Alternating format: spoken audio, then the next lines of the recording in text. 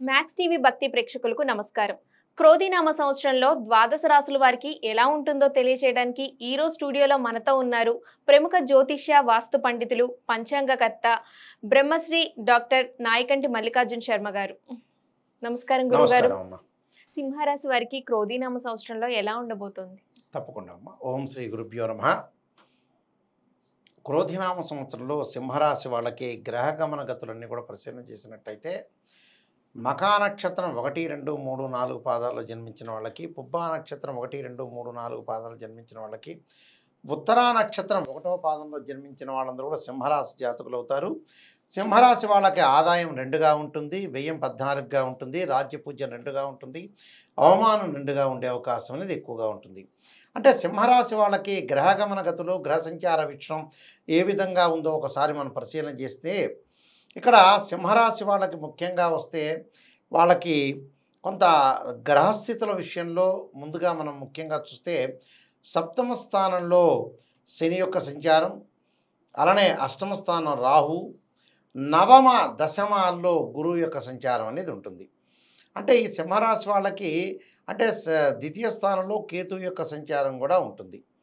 అలానే రవి, బుధ, శుక్ర గ్రహాలు 30 రోజుల పాటు ఒక రాశి నుంచి మరొక రాశికి మారటం, అలానే కుజుడు 45 రోజుల పాటు ఉంటుంది. క్రోధినామ సంవత్సరం అంటే క్రోధంగా, అలానే తనను నియంత్రించుకోవటానికి ఉన్న మాసాన్ని ఏమంటారంటే క్రోధినామ సంవత్సరం అంటారు. అంటే కోపం వస్తుంటుంది, ఉద్రిక్తత వస్తుంటుంది, ఆవేశం వస్తుంది. ఎంతైతే అణుచుకుంటామో కాలానుగుణంగా కాలము, పరిస్థితులు, ధర్మం బద్ధంగా నడుచుకునే నామ సంవత్సరమే క్రోధినామ సంవత్సరం. మన విషయాలన్నీ కూడా ముందుకు తీసుకువెళ్ళటానికి, ఆవేశపడటానికి, మన విషయాలన్నీ కూడా ఎదుటి వాళ్ళకి చెప్పి మనం జీవితాన్ని ఎలా నడిపించుకోవాలో చెప్పగలిగే నామ సంవత్సరమే క్రోధినామ సంవత్సరం అంటారు. క్రోధినామ సంవత్సరం సింహరాశి వాళ్ళకి మరి భాగ్యమున గురువు ఉండటం వల్ల ఇక్కడ తామ్రమూర్తి కావటం, అలానే సంవత్సరం అంతా కూడా రాజ్యమున సువర్ణమూర్తిగాను, శని సంవత్సరం అంతా కూడా సప్తమున లోహమూర్తిగాను, రాహుకేతులు సంవత్సరం అంతా కూడా మరి 8, 2 అంటే అష్టమ స్థానంలో ద్వితీయ స్థానంలో రాహుకేతులు ఉండటం వల్ల తామ్రమూర్తులుగా ఉంటారు. అయితే ఇక్కడ వ్యవసాయదారులకి అన్ని రకాల పంటలు బాగా పండటం, అంటే మంచి లాభాలను పొందటం, విద్యార్థులకు శారీరకంగా ఎక్కువగా శ్రమపడాల్సిన అవసరం అనేది వస్తుంది, చివరికి ఉత్తమ ఫలితాలు పొందటం, వ్యాపారులు నూతన వ్యాపార మార్గాల ద్వారా ఆదాయం పెంచుకోవటం, లాభాలు మరి ఇబ్బందిగా ముబ్బదిగా ఉండటంతో సంవత్సరం అంతంగా ఆనందంగా గడుపుతారు. లాభాలు బాగా వచ్చే అవకాశం బాగా ఎక్కువగా ఉంటుంది.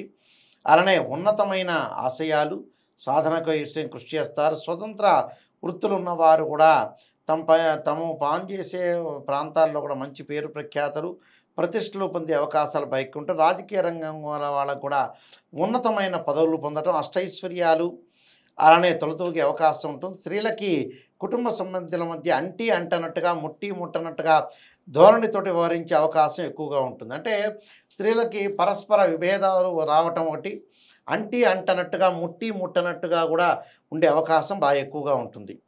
అక్కడ ఏదైతే ముట్టనట్టుగా ఉండటం, కొన్ని ఇబ్బందులు వచ్చే అవకాశాలు ఎక్కువగా ఉండటం, స్వజన విరోధము అంటారు. అంటే కొంతమందితో విరోధ భావాలు, దొంగతనాలు, ఆరోగ్య లోపాలు, అలానే మరి ఏదైతే కొన్ని ప్రత్యేకమైన విషయాలు, మనస్పర్ధలు పెరిగే అవకాశాలు ఎక్కువగా ఉంటాయి. సాంకేతిక రంగాల్లో కూడా ప్రతికూలమైన వాతావరణం, అలానే అశుభమైన కాలం, వార్తలు స్థైర్యాన్ని దెబ్బతీసే అవకాశం ఉంటుంది. రాజకీయ రంగం వారు కూడా ఉన్నతమైన పదవులు పొందే అవకాశం ఉంటుంది. అష్టైశ్వర్యాలతోటి తొలతూగే అవకాశాలు బాగా ఎక్కువ ఉంటాయి. ఆరోగ్యం సన్నగిల్లే అవకాశం ఉంటుంది. భాగస్వామ్య వ్యాపారం బాగా కలిసి వచ్చే అవకాశం ఉంటుంది. ప్రయాణాల వల్ల కూడా మంచి లాభాలు కలిగే అవకాశం బాగా ఎక్కువగా ఉంటుంది. అంటే ఏదో రకమైన లాభం కలిగే అవకాశం బాగా ఎక్కువ ఉంటుంది. ఆ లాభంతో పాటు ఉద్యోగ విషయంలో కూడా ప్రమోషన్లు రావటం, వృత్తిపరంగా అనుకూలంగా ఉండే అవకాశాలు బాగా ఎక్కువ ఉంటాయి. ఈ రాశి వాళ్ళకి ఆరోగ్యపరంగా తప్పితే మిగతా అంతా కూడా అనుకూలమైన ఉంటుంది. అయితే ద్వితీయ స్థానంలో కేతు యొక్క సంచారం వల్ల కుటుంబపరంగా కొన్ని ఇబ్బందులు వచ్చే అవకాశం ఉంటుంది. కాబట్టి కుటుంబపరంగా కొంత జాగ్రత్త వహించి ముందుకు వెళ్ళాలి. అంటే లేనిపోనన్నీ కూడా చికాకులు కలిగించుకోకుండా, ఏదో భార్యాభర్తలు ఇద్దరు కూడా బయట విషయాలన్నీ కూడా తీసుకొని వచ్చి ఇంట్లో గొడవపడే సందర్భం లేకుండా చాలా జాగ్రత్తగా వ్యవహరించి ముందుకు వెళ్ళాలి. అలానే వివాహం కాని స్త్రీ పురుషులకు కూడా 1, 2 సంబంధాలు తప్పిపోయి మూడో సంబంధం కలిసి వచ్చే అవకాశం బాగా ఎక్కువగా ఉంటుంది. అంటే 2 సంబంధాలు తప్పిపోతాయి. మంచి మ్యాచ్ అనేది మూడో సంబంధంతో వాళ్ళకి సెట్ అయ్యే అవకాశం బాగా ఎక్కువగా ఉంటుంది. అయితే ఇక్కడ మిగతా గ్రహాల యొక్క పరిపుష్టికమైన బలంతో 2 ఆదాయం 14 ఖర్చు అవుతుంది. కానీ వృధా ఖర్చులు అనేవి కావు వీళ్ళకి. సింహరాశి కనీసం ఒక 15% మాత్రం వృధా ఖర్చులు అవుతాయి, కానీ మిగతావన్నీ కూడా బంగారు ఆభరణాలకి, స్నేహితులకి, అలానే తమ్ముళ్ళకి, అక్క చెల్లెళ్ళకి డబ్బులు ఇచ్చే అవకాశాలు బాగా ఎక్కువ ఉంటాయి. అలానే రాజ్యపూజ్యం అవమానం కూడా చరి సమానంగా ఉండటం జరుగుతూ ఉంటుంది. అయితే కొన్ని విషయాల్లో ఏంటంటే ప్రత్యేకంగా శ్రద్ధ తీసుకొని ముందుకు వెళ్ళాలి. శ్రద్ధ తీసుకొని ముందుకు వెళ్ళాలంటే ఏమిటి? కొంత ఆదాయాన్ని ఎక్కడ ఖర్చు చేయాలో అక్కడ ఖర్చు చేయాలి, ఎక్కడ మిగిల్చుకోవాలో అక్కడ మిగిల్చుకొని ముందుకు వెళ్ళాలి. లేకపోతే ఇబ్బందికరమైన వాతావరణాలు ఎక్కువగా వచ్చే అవకాశం ఉంటుంది.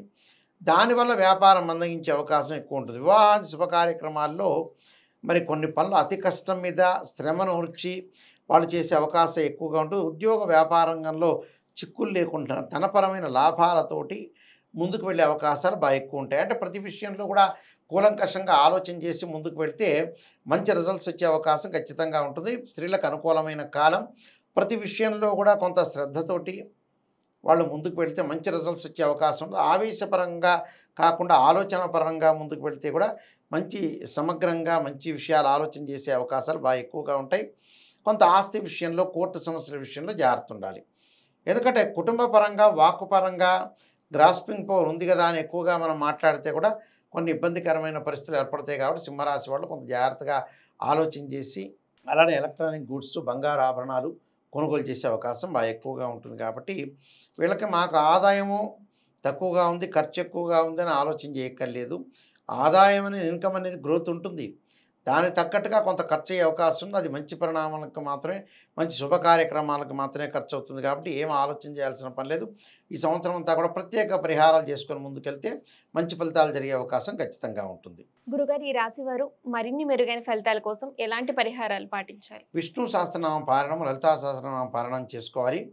ఓ నమో నారాయణాయ నమః అని అష్టాక్షరి మంత్రాన్ని చదువుకోవటం ఒకటి. దానితో పాటు వీళ్ళు చేయాల్సింది రాహు యొక్క ఆరాధన, అలానే దుర్గా అమ్మవారిని, అలానే అర్ధకాయ మహావీరం చంద్రాదిత్యమర్ధనం సింహకాగర్భ సంభూతం తం రాహుం ప్రణమామ్యం అనే మంత్రాన్ని చక్కగా చదువుకోండి. మంచి జరిగే అవకాశాలు ఖచ్చితంగా ఉంటాయి. ఈ క్రోధినామ సంవత్సరంలో సింహరాశి వాళ్ళందరికీ కూడా మంచి జరగాలని ఆశిస్తూ, సుఫలితాలు జరగాలని ఆశిస్తూ సర్వే జనా సుఖినో భవంతు.